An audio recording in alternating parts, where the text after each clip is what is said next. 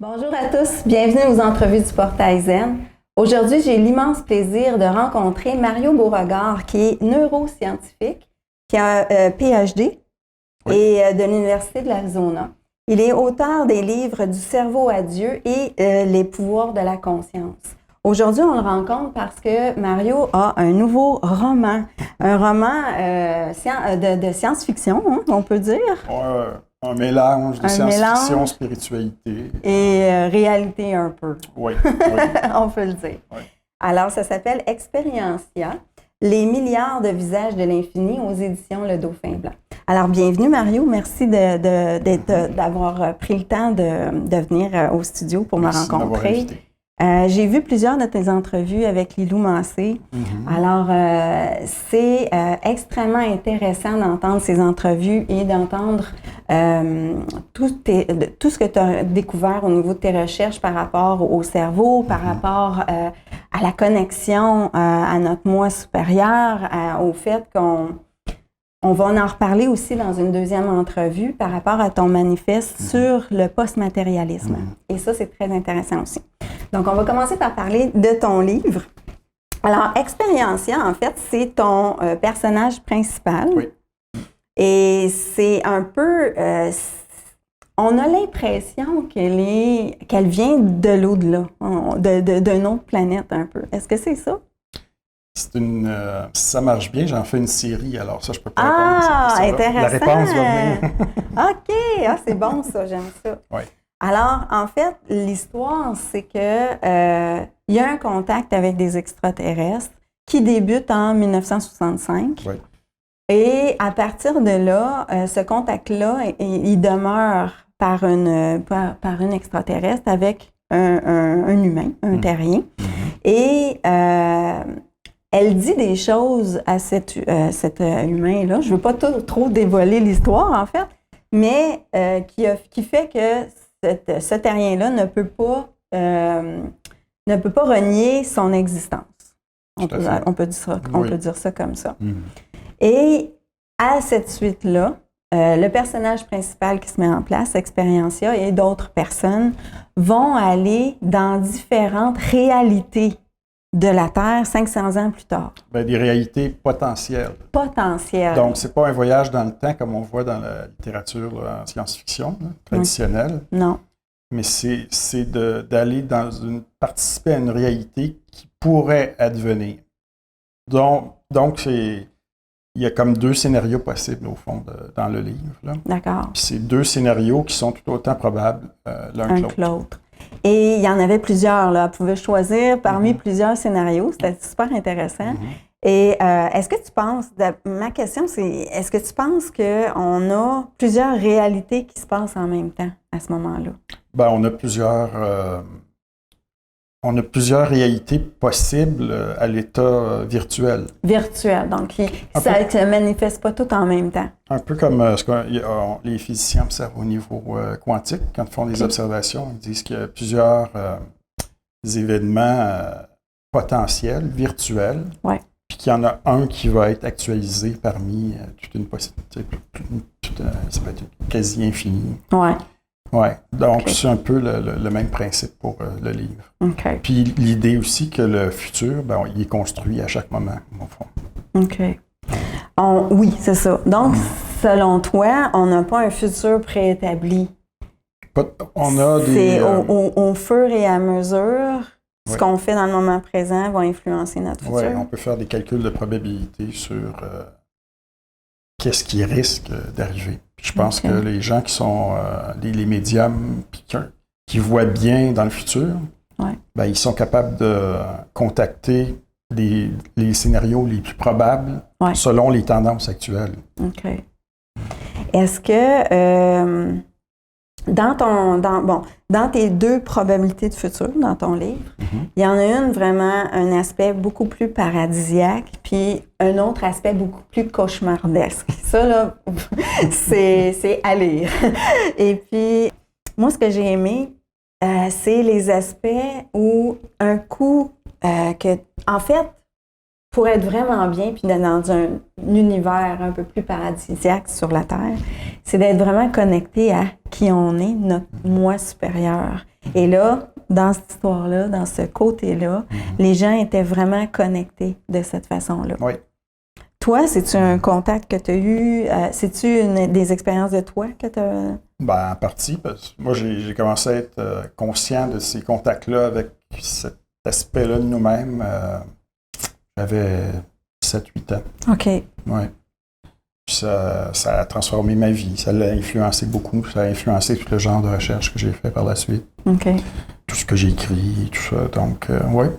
Parce qu'il y avait un aspect très intéressant, c'est tu peux même, grâce à ton cerveau, changer. Bon, il y avait un jeune qui changeait la couleur de ses yeux. Fait que ça, est-ce que.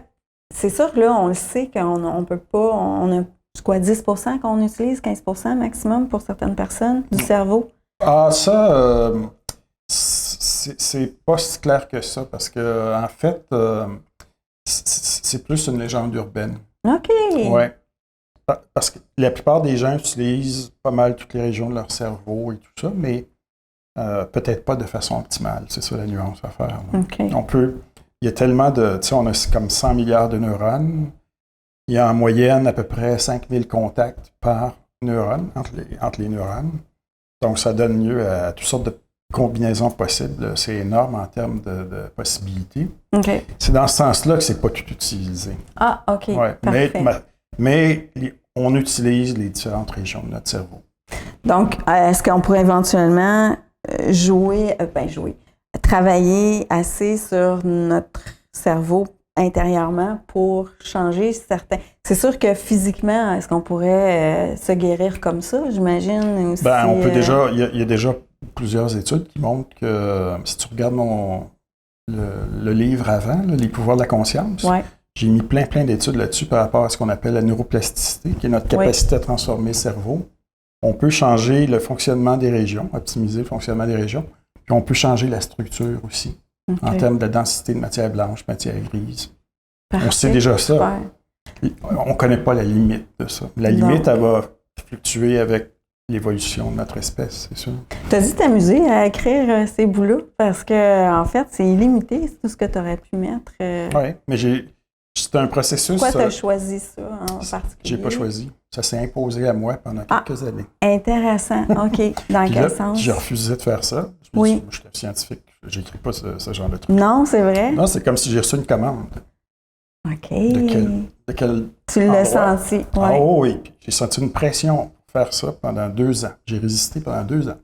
Fait que toi, c'est une commande, tu le sentais intérieurement. Toi, tu dois être branché à ton moi supérieur. Oui, pas mal. On peut dire ça. OK. Ah, ouais. C'est bon. Puis là, j'ai dit OK, mais envoyez l'information à ce moment-là. Si vous voulez que je fasse ça. Fait que c'est de même que tu l'as écrit. Je l'ai transcrit comme si j'étais un médium qui reçoit les... Bien, c'est intéressant que tu le dises parce que je lisais, puis je me disais, hey, c'est un gars scientifique. Oui. Comment qu'il peut être allé? Parce que, bon, là, on parle d'un beau côté paradisiaque où les gens sont vraiment branchés. Puis là, tu as l'autre côté qui est assez intense, noir, tu sais. Dans l'autre partie, c'est vraiment un sentiment que les humains deviennent, à cause des extraterrestres qui sont là, un peu comme nous avec les animaux à l'abattoir. Ou en laboratoire. Ou en laboratoire. Mais j'ai aimé ça parce que je me disais, en tout cas, ça va peut-être plaire à bien des végétariens, mais je me disais, enfin, les gens peuvent sentir qu'est-ce que ça fait d'être de l'autre côté de la médaille, tu sais. Fait que je me disais, comment t'as... J'ai vraiment eu la question, comment t'as fait pour pouvoir te rendre dans ce côté-là, parce que c'était dark, c'était noir. Puis même moi, en écrivant ça, je me sentais pas bien. Non, hein? J'avais hâte de sortir. OK, moi aussi, c'était le bout, mais c'est très prenant comme histoire, puis t'as hâte de voir que ça va changer, puis qu'ils vont sortir, les personnages vont sortir de ce moment-là éventuellement, tu sais. En tout cas, on le dit pas, peut-être qu'ils sont pas sortis, mais vous verrez. Donc, Mario, c'est quoi l'objectif de ce roman-là pour toi? Qu'est-ce que tu veux apporter de positif aux gens à travers ce roman-là? D'abord, l'idée que le futur n'est pas coulé dans le béton. Donc, on a une capacité d'influencer les événements, puis de co-créer ensemble le futur qu'on choisit. Ça, c'est très important. Aussi, de contribuer à éveiller les consciences par rapport à... Il y a beaucoup d'éléments sombres dans le livre et tout ça. Oui, on parle des gouvernements, on parle de choses qui se passent à l'arrière-scène au niveau des gouvernements, puis de la manipulation des gens à travers, dans ce que tu parles dans ton livre. Puis ça, tu me dis, tu cherches sur Internet, tu vas trouver les informations. Oui, allez voir les documents libérés par Wikileaks, par exemple, depuis plusieurs années. Oui. Vous allez trouver qu'il y a effectivement des plans pour aller vers un scénario d'ombre sur la planète. Okay. C'est un fait qu'il y a un certain nombre de familles qui contrôlent aussi toutes les ressources au niveau économique. Ouais. Parce que ces gens-là impriment l'argent à partir du vide. Exactement. Ça, c'est un fait. Mais ça, c'est quelque chose que je savais. Trouver, ça veut dire qu'on peut le trouver parce que je savais ça déjà. Okay. Oui, donc, dans ce sens-là, c'est important d'être conscient de ces choses-là. Oui, parce que c'est toute une illusion. Tu sais, oui. C'est toute une illusion. Quand on dit, vous devez, par exemple, tel pays doit la dette. Combien de trilliards, ouais. Mais c'est relatif. Par rapport à quoi? Oui, c'est ça. Par rapport aux gens qui créent l'argent à partir du vide. C'est ça. C'est comme ça que ça fonctionne. Oui. Mais on sent que tout est en train de tomber tranquillement. Oui, c'est vrai. Puis il ne faut pas avoir peur de ça. Il faut juste se relever les manches et dire, qu'est-ce qu'on fait à partir de là? Oui. Puis il y a des gens qui créent des systèmes communautaires alternatifs. Il y a toutes sortes d'alternatives, en fait. Super. Je vais inviter les gens à lire ton roman pour que tu nous fasses une suite. J'aimerais ça, une suite. Oui. Il faut que ça marche bien. T'as-tu une idée? Non. Non, tu peux pas m'en parler. En fait, ça va reprendre là où ça a laissé. Où sont rendus. Parce qu'on voit là, par la fin de ce livre-là que c'est pas la fin définitive, ça appelle une suite. Là, parce qu'on se demande qu'est-ce qui va arriver, comment ils s'organisent pour lutter, pour résister, tout ça. Donc, c'est... Super. Donc, je vous invite exactement à lire la suite et puis visiter le site, ton site Internet, Mario. Oui, il y a beaucoup d'informations. Beaucoup d'informations et également des petites vidéos parce que j'en ai partagé une dernièrement dans Facebook. Les gens me remerciaient, ils trouvaient ça bien intéressant. Et c'est ça. Fait que, un grand merci. Merci à toi.